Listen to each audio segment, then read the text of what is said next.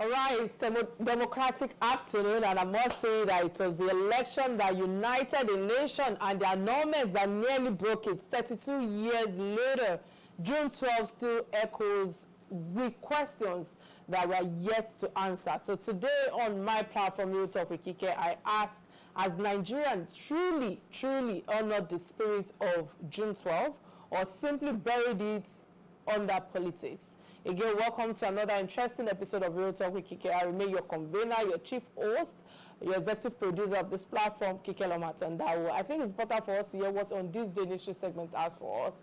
And when I return, I would, maybe I'll give my 2 cents or just go with the flow since it's still the same topic. Stay with me, I'll be right back.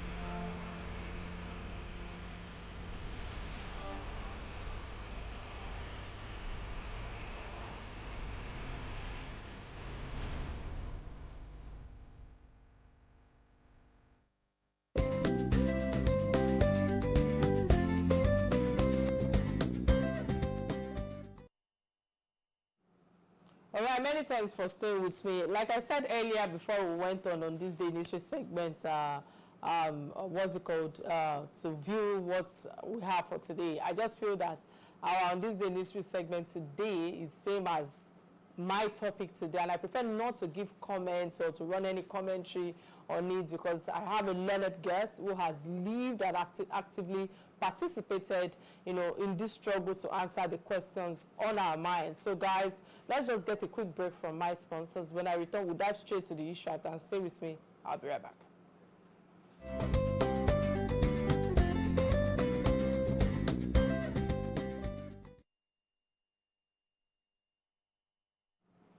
All right, today is June 12, a date etched in Nigeria's collective memory, not just a democratic day, but as a bold reminder of the hopes we carried and the heartbreak we endured in 1993.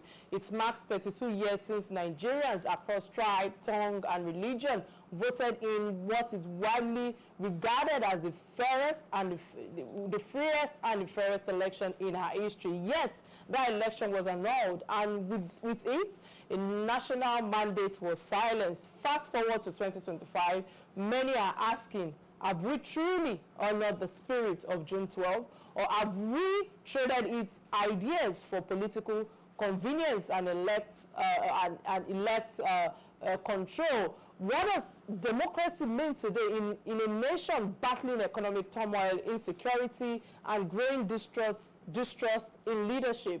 On the live show today, joining me for this very important conversation is someone who doesn't just speak democracy, he has lived it and shaped its narrative in Nigeria. He's a renowned political economist, public intellectual, and governance advocate. Together, we will explore the unfinished struggle for accountability, for unity, and true democracy in Nigeria. But I think right now, it's important for me to quickly bring in my guest. Let me use this opportunity to welcome in Professor Pat Itomi. It's a pleasure to have you on Real Talk with Kike today. Always inspired to see you. It seems scholarly activities got the better time of your schedule more than political engagement, knowing that you are presently out of the country. How are you doing today, sir? Thanks for wonderful to see you and to know that the spirit is still burning, the fire is still there. Absolutely, the fire is still burning. I'm talking about fire still burning. There was no Democracy Day parade, and I understand that the national address on June 12 commemoration, took place 12 noon today by our President Bola Ahmed Tinubu, even though I'm yet to actually listen in, but, he chose to address the Senate first. But what does that signifies in terms of the democratic journey that we have been through as a nation and the power that the Senate has, the Senate law as lawmakers, is this a sign of deeper respect for democratic institutions, or is it a subdued response to rising public discontent? What do you have to say to this, sir? Well, you know that I'm someone who believes in having information to use to analyze and basing my comments on evidence. I do not have enough evidence right now to tell what may have motivated that track. But let us just say that the Senate of the Federal Republic of Nigeria, the 10th Assembly, has not been a shining place for democracy. I say this with a very deep sense of responsibility. And again, when I approach these issues, I bring the history of the struggle with me to the table. I know how much we desired for a National Assembly that would be truly light of the nation, representing the people. I have watched several assemblies since the return to democracy. I will score this particular Senate the lowest of any that we have had. But it does not really matter what the motivation is or why he addresses to the Senate or rather than to the nation directly. It might be a good thing in some ways because it might bring us closer to a debate in constitution making, because we're supposed to be rethinking our constitution. If you look at the South African arrangement, they have a president, but that president goes to the legislature and has question time, just like the prime ministers have in the UK. Because this question time brings democracy closer to the people. Perhaps we can rewire our own so that if we're going to continue with the presidential system, we have presidents that face question time.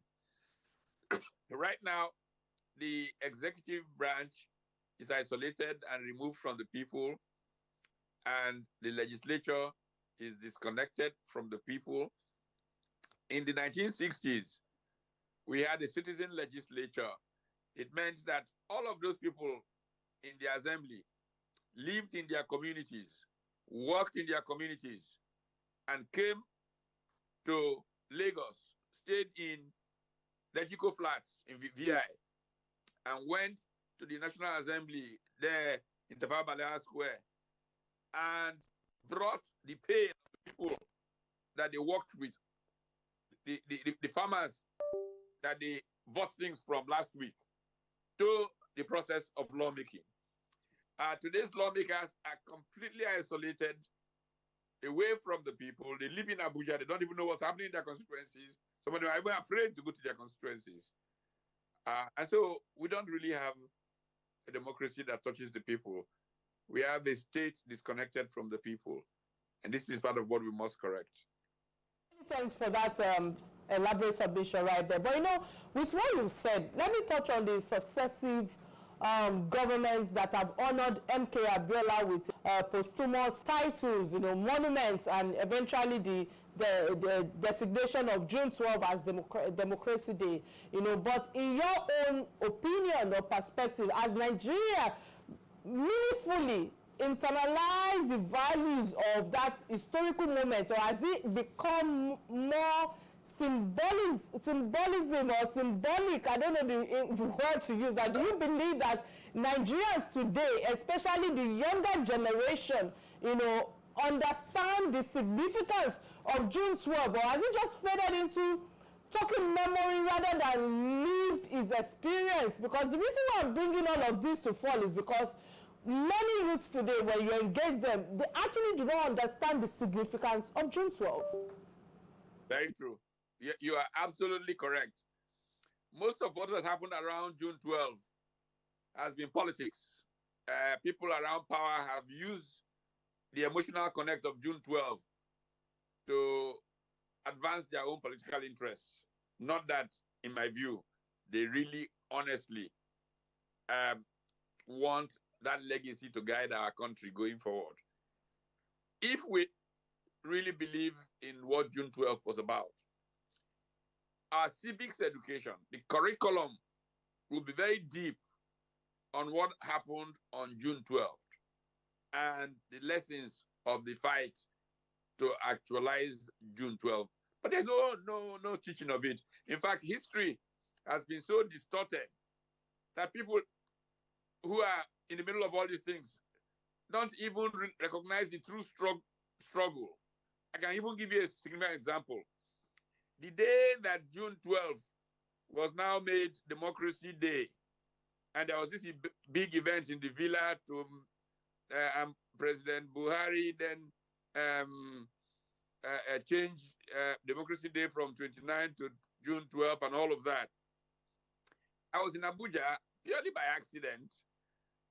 The night before, the then chairman, the former, it was then chairman, I think, of APC, Oshiomhole, had a dinner to which he invited me. And then he invited me to this thing at the villa, which I went to.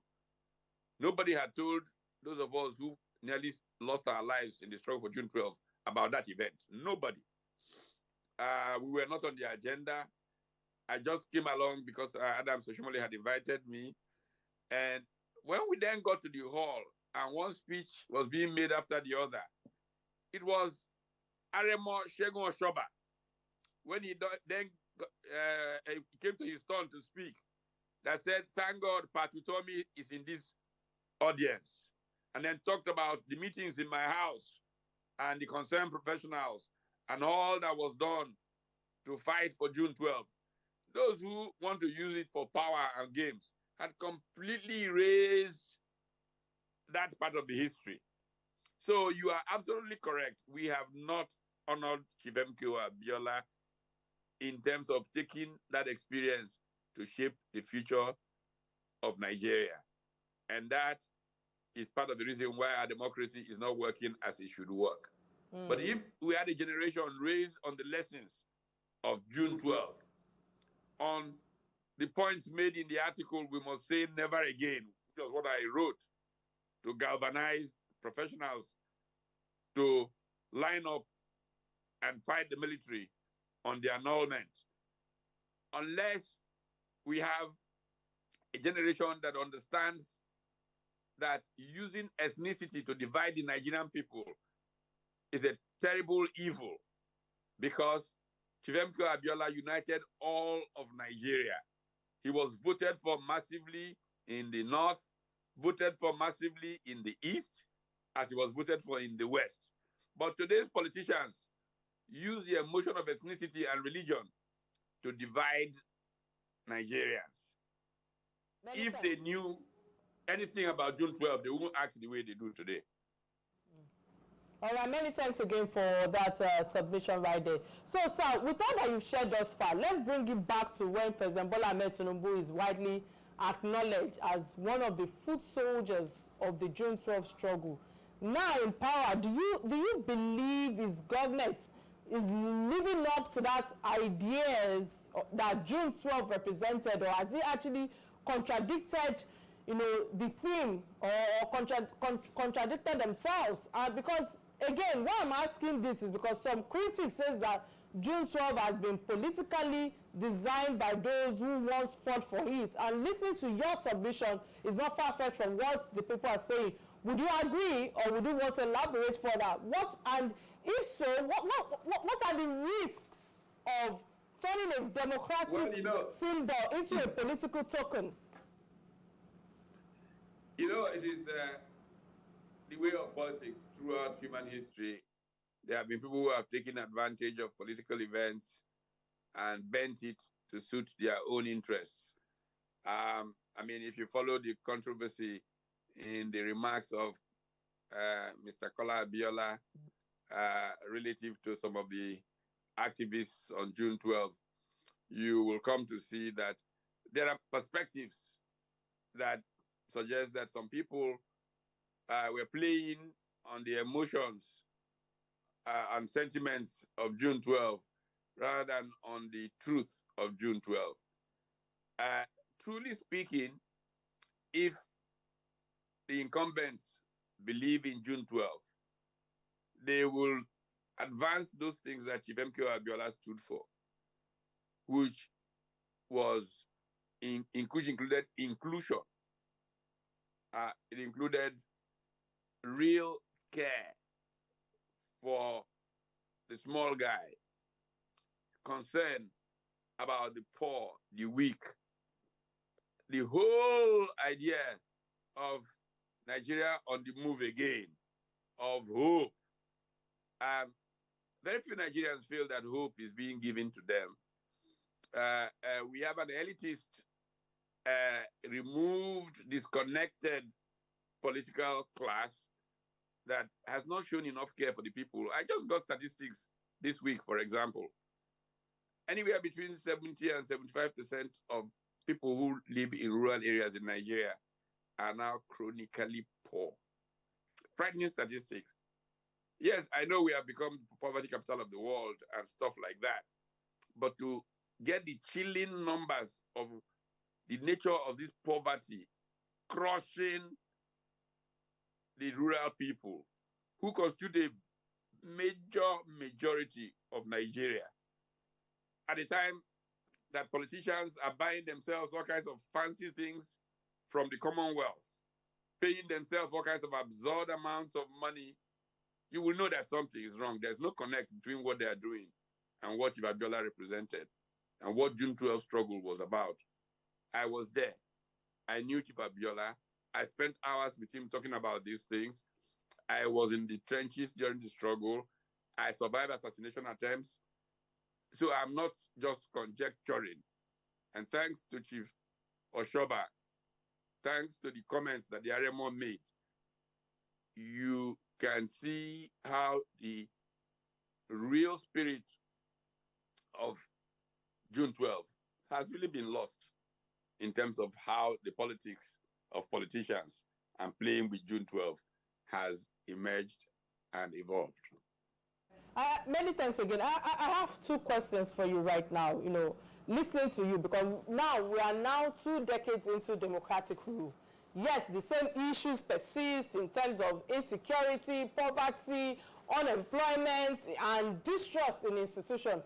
As Nigeria or Nigerian democracy now delivered on its promise, or have we really simply replaced military rule with political impunity? Because the reason I'm asking this question is because, one, the voter turnout has been steadily declining. What does this civic disengagement tell us about this public perception and election and governance today? Second is the fact that I cannot help but bring back the end bad governance. The end bad governance Take It Back movement is mobilizing across 19 cities, based on my research before coming into the studio, including Abuja and Lagos, to protest against poverty, insecurity, lack of accountability ahead of June 12.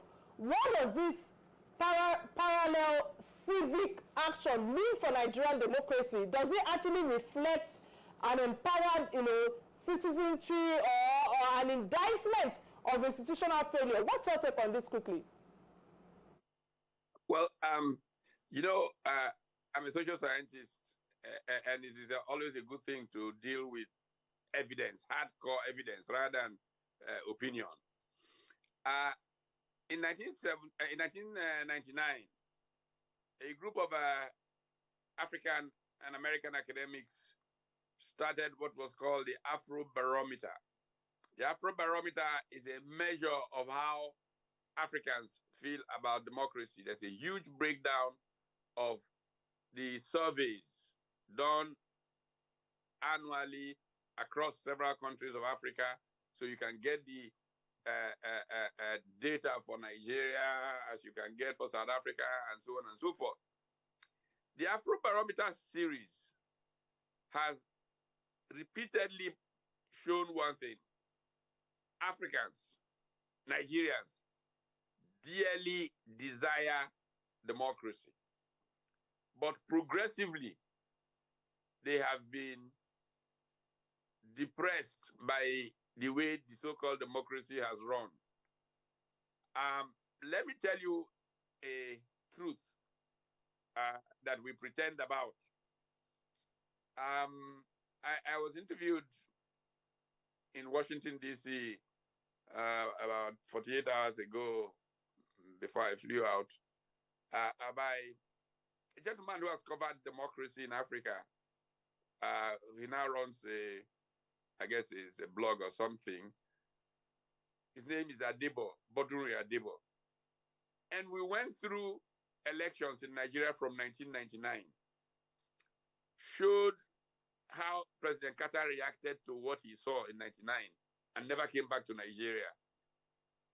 How Madeleine Albright reacted to what she saw in an election. I was a presidential candidate in 2007.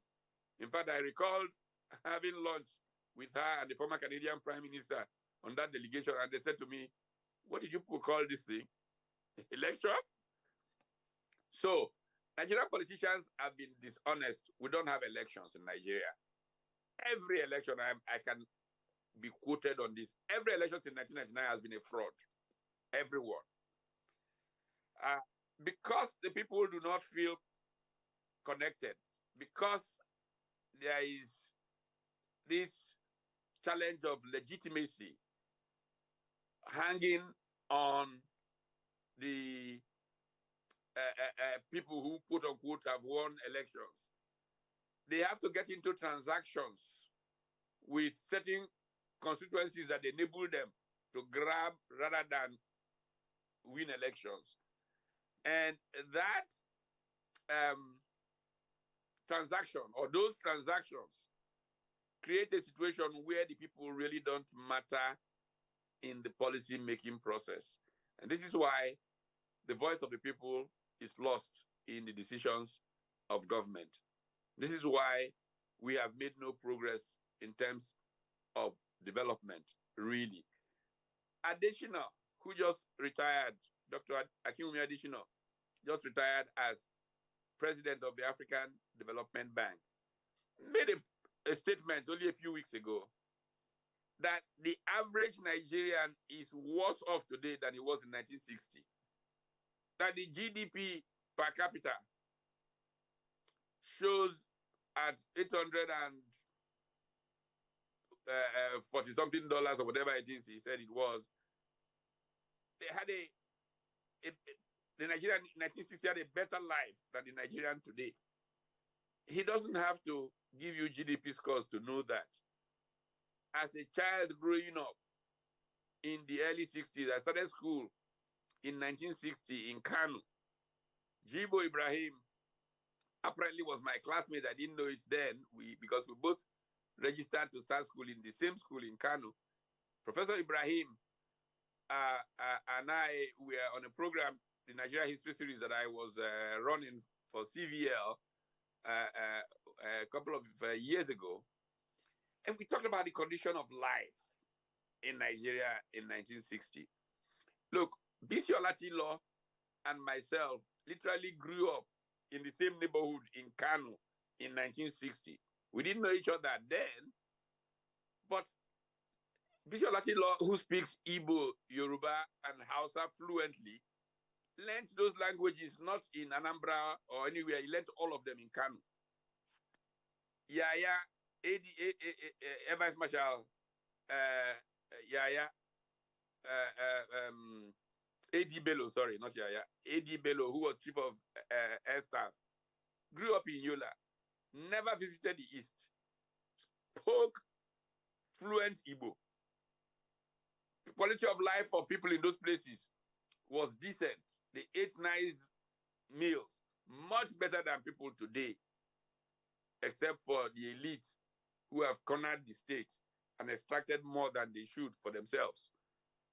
If you compare those, you will know that democracy has not worked for Nigeria. So we need to do something to make our democracy work for the people. How do you raise the voice of the people? You know, Stephen R. Covey, the great personal effectiveness guru, wrote the famous book, 7 Habits of Highly Effective People. Before he died, he figured that something was missing. And he wrote a book titled The Eighth Habit. And the eighth habit is helping people find their voice. And he makes the point that the eighth habit may be the most important habit of the 21st century. This is why when people like me struggle to say people power, let's bring out the people to the streets, it is about that eighth habit. How do we help people find their voice? How do we make politicians realize that this is not statistic? This is not, you know, a funny number. These are human beings whose lives are really being damaged by the kind of leadership that they are offering. This is why we say that people must come out and march and say freedom now. And if we die, we die. I have said that repeatedly, not because I have anything against this person or that person, because we need to build up the voice of the people, to inform a political class, to make democracy work. That is the very essence of democracy. That's what Ibemko Abiola stood for. He wanted to raise the voice of the Nigerian people, to lift it up. And he died for it. And so others who really believe in him must say, if we die, we die.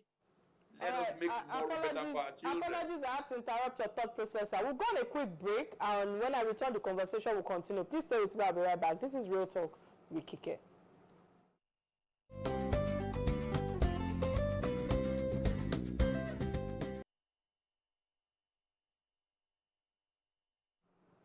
All right, glad to know you're still right there with us. In case you just joined today's show, today's episode is a special conversation on June 12 at 32 and what it really means for democracy in Nigeria today. And we've been having a deeply insightful dialogue with Professor Atanda-Owo, exploring not just the legacy of June 12, but also the critical gaps in governance, in civic engagement, and leadership that still haunts our nation, Nigeria. From the ghost of 1993 to the contradiction of 2025, the question remains, how do we complete the mandate of June 12 in a way that delivers justice, equity, and progress for all Nigerians? Against, I want to say many thanks to Professor Atanda-Owo for all that you have shared thus far. But those who are watching me across the state, don't forget that you can be part of this conversation by calling the studio number showing on the screen right now, 09041279932. And we're streaming live on Facebook, on Silverbird platform, and Real Talk with Kike platform on Facebook. Many thanks for all that you have shared thus far. So, sir, despite 26 years of democracy in Nigeria since 1999, critics are questioning the country's democratic values. Publishers and chieftain of the main opposition People's Democratic Party, PDP, like the likes of Chief Dele Momodu, is one of such persons. Many others like Infield, we are running some kind of autocratic leadership in disguise of civilian rule. What are your thoughts on this? Because this has become a general debate online. Well, I heard of Chief Momodu's comments. I think that in many ways, I think he's quite correct, but I don't think that it is reason for despair. I was making a point, giving a talk in Indiana, I think weekend before last, that, people tend to forget that institutions emerge from struggle. And this is why struggle is so important. It will emerge from contestations, and ultimately we will have boundaries that then make for progress. All studies of human civilization that try to anticipate or evaluate why some countries make progress and others don't invariably come down to the place of institutions. And one of the best conversations on institutions and human progress comes out of the work of Douglas North, who won the Nobel Prize in Economics for the work that he did on institutional change and economic development. And he makes the point that, look, institutions evolve out of these kinds of contestations. So I believe that these contestations need to be intensified so that Nigeria's institutions can be strengthened, so that people who come into public office will see the benefits of public conversation that is rational, that is contestable, contesting, and all of that. Human nature is to bully and to be dictatorial, to corner power. That's the nature. But restraints have to be put to that nature. And it is in making those restraints happen that we build institutions. I think that we need to find institutions for containing how political actors act in the public arena by getting more citizens to be better engaged. You know, after the elections of 2019, I wrote a book titled Why Not? Citizenship, Creeping Fascism, State Capture, and the Criminal Hijack of Politics in Nigeria. And it was to illustrate where we're going. It is not because of this person or that person. It's because we're not acting right. We're drifting towards a fascist state in Nigeria. That is the truth. It's not because these people are good people and those people are bad people. No. It is just the simple reality of the nature of the system and the process if we don't do certain things appropriately. Now, what has happened is that the middle class, the educated middle class, who were the bulk of what I try to mobilize as the concerned professionals, they have become complicit and pretend that they are not responsible for the problem. They blame politicians. But no, they are more responsible because they say, and then Sabi. In reality, most of them are waiting for their turn to abuse. And because they're waiting for their turn to abuse, they have prevented their voices from helping build checks and balances. Look, I give people an example of why it's important for people to engage and participate and struggle. During World War II, most Germans, well-educated, people of, incredible social ethos, watch themselves get dragged by a few propagandists into a war that destroyed their country, did not represent what they stood for, got 6 million Jews incinerated, and so on and so forth. After World War II, they were all still wondering what happened to us. Well, a certain Reverend Martin Niemöller, who was a victim in those days as Weimar Republic became Nazi Germany, made a comment, and I will just paraphrase this. Say, well, when they came for communists, I said, this communist self, their wahala is too much. Then they came for the Jews. Terrible people, these Jews, and they are just too much money making. Then they came for the Catholics, and I said, thank God I'm a Protestant. I'm not a Catholic, I'm a Protestant. And when they finally came for me, Niemöller said there was no one left to speak up. So today, many people think, I'm okay. After all, I'm from this ethnic group, and nothing can happen. Then they will come for this person. Then they will come, eventually they will come for you, and there will be no one left to speak up.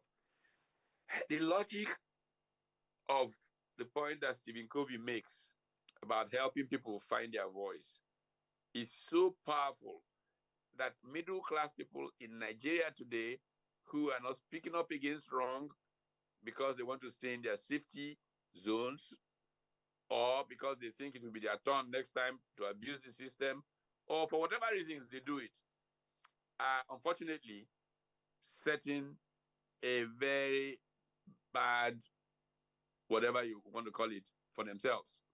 Because ultimately it will come to hurt them. There is no question they will eventually be victims. So if we know that that is the way things have gone through human history, then we should all very boldly speak up when things are not going right. Like Dele Momodu said, yes, we are slipping into a civilian dictatorship, and we must stop that. Our country cannot be like that. If it is, we all lose, including those who have the civilian power. They will lose too. That's the way of these things.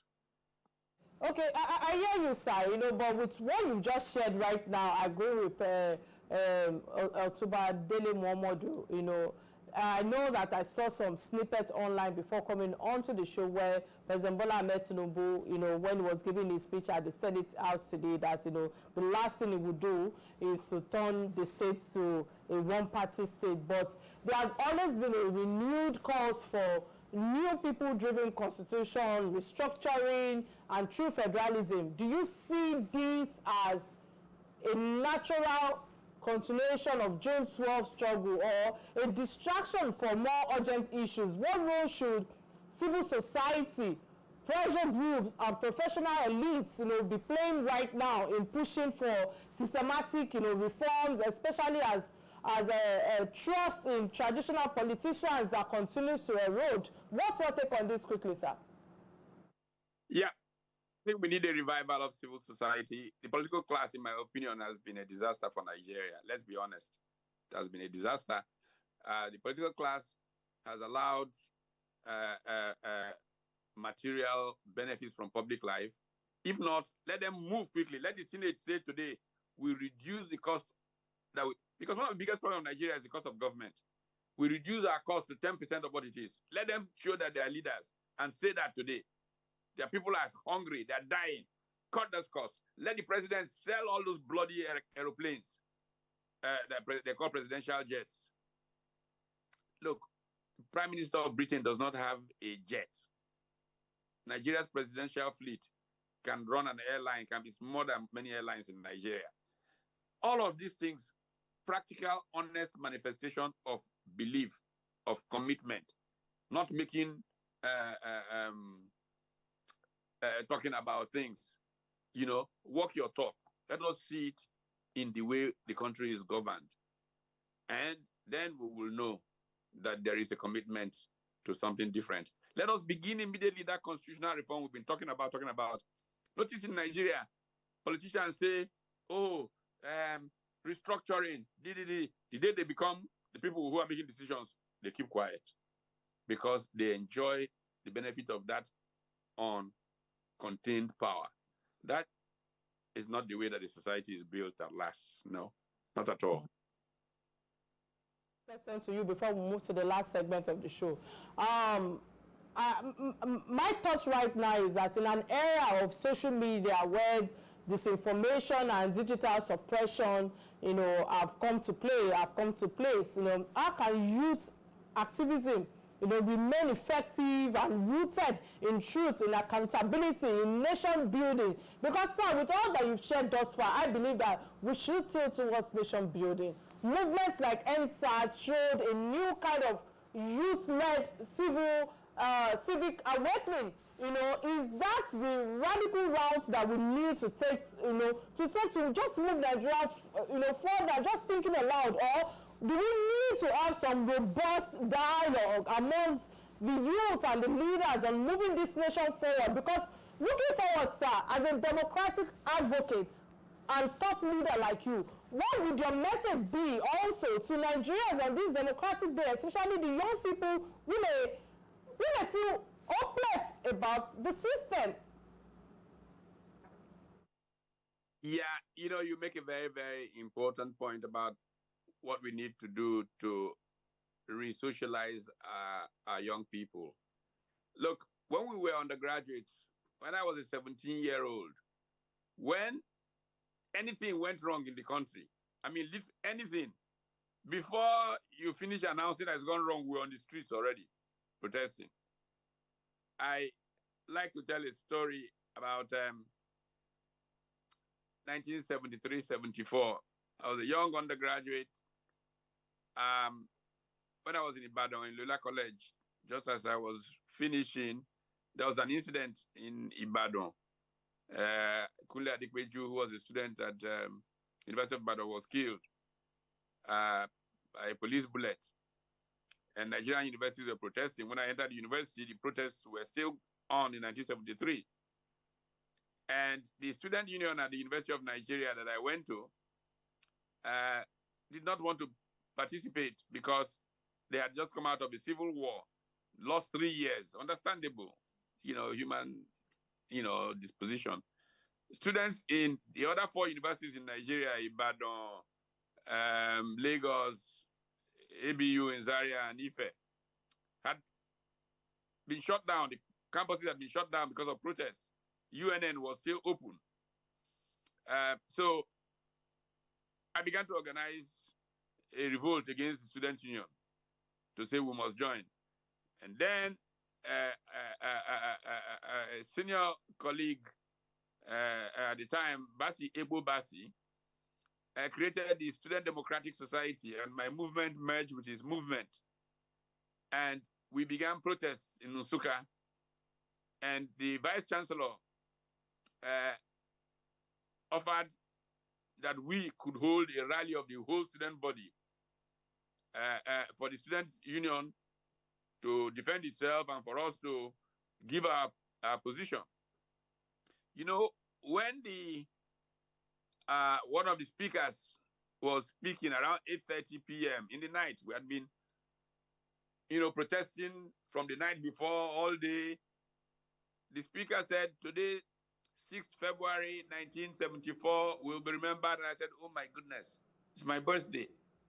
I actually missed my 18th birthday because of the passion with which I came to protesting what was wrong in Nigeria. It was at 8:30 I realized p.m. I realized that day was my birthday.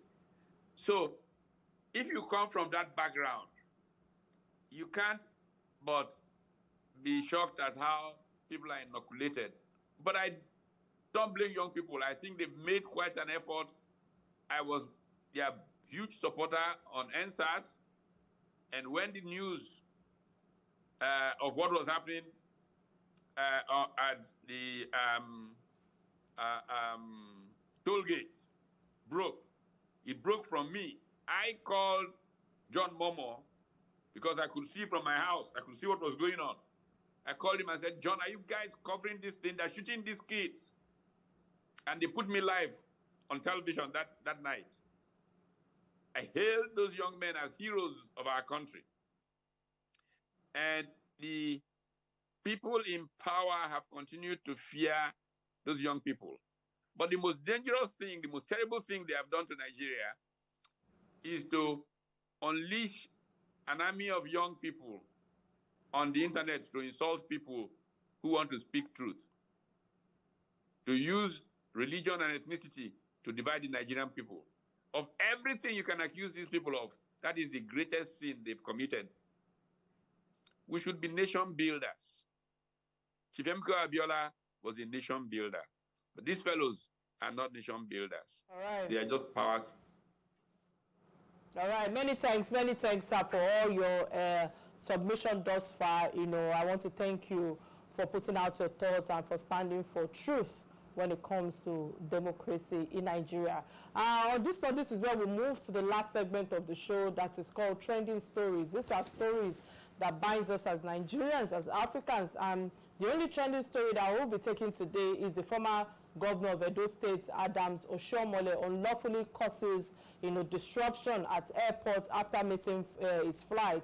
First of all, this is where I have an opinion as a host. So I'm happy our discussion today is about democracy and how it has shaped our country, how we demand justice, equality, and fairness for everyone, regardless of status, position, tribe in our country. This is one good example of political impunity.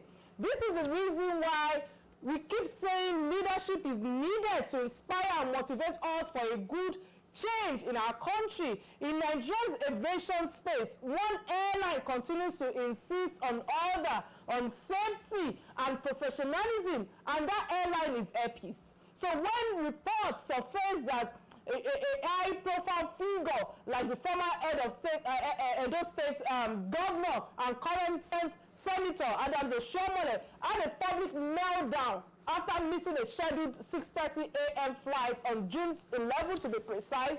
The facts were, you know,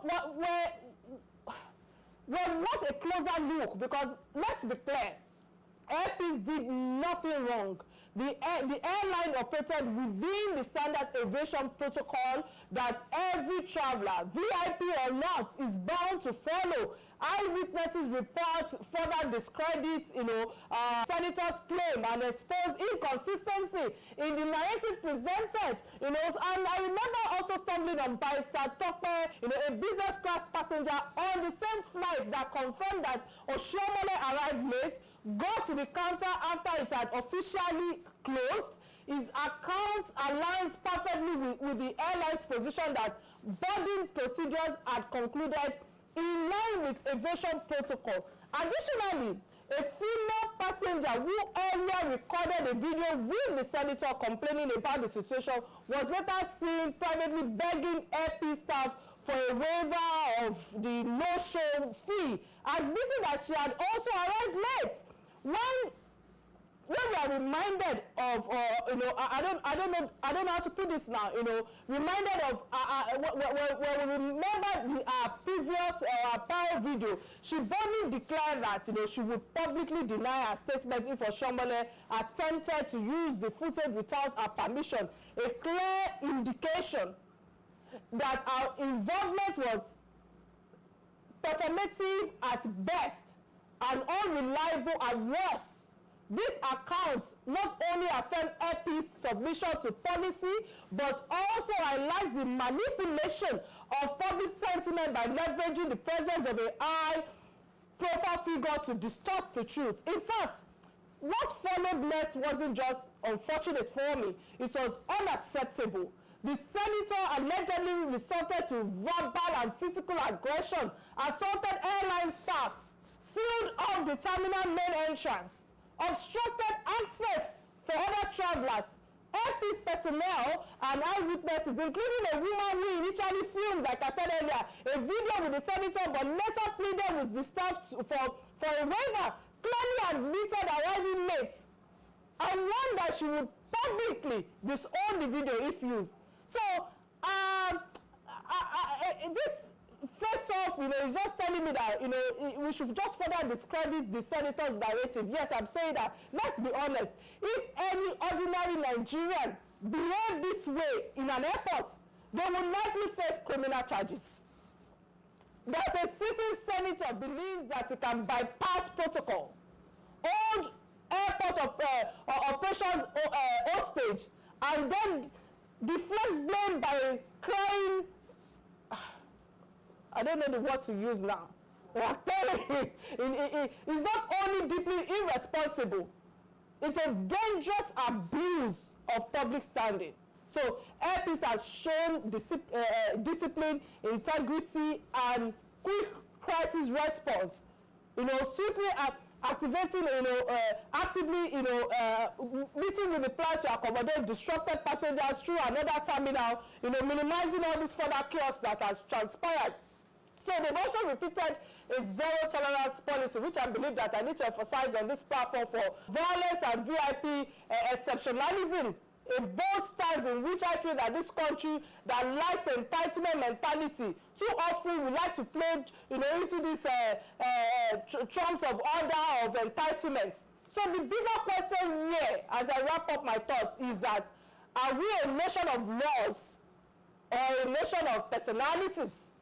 Because if safety rules can be bent to accommodate the powerful, then every Nigerian traveler is at risk. The real leadership, the real democracy starts with respect for process. Airpeace followed the rules, Senator Oshiomhole didn't, and no public office grants the right to disrupt or endanger others. It's high time that we call our people. Abuse of privilege in a nation, I feel that we deserve better in how we coordinate ourselves, especially in public arenas. when these so-called senators and all these people who are in the corridor of power travel abroad, they actually follow suit, they follow laws, and all that. You see them clean. You see them arriving late because there's nobody that they are going, there's no Dr. Leneyema that they are going to go to say, because I don't know Basi, I want one, or they want to call another person that will say, oh, we are going to call Kiamo. So can we do better? Unfortunately, sir, I cannot come to you for your own submission, Professor Patti Tomi, or can you quickly give me your thought process in 1 minute, sir? On the subject you are discussing? Yes, sir. Okay, well, I don't know much about it. I don't know what happened. I don't have any information. But I believe that we should be a country of rules. And, you know, the rule of law is what really is the ultimate institution. Once the rule of law is in place and people expect to be treated fairly and equally, then we can make progress. Many thanks for that.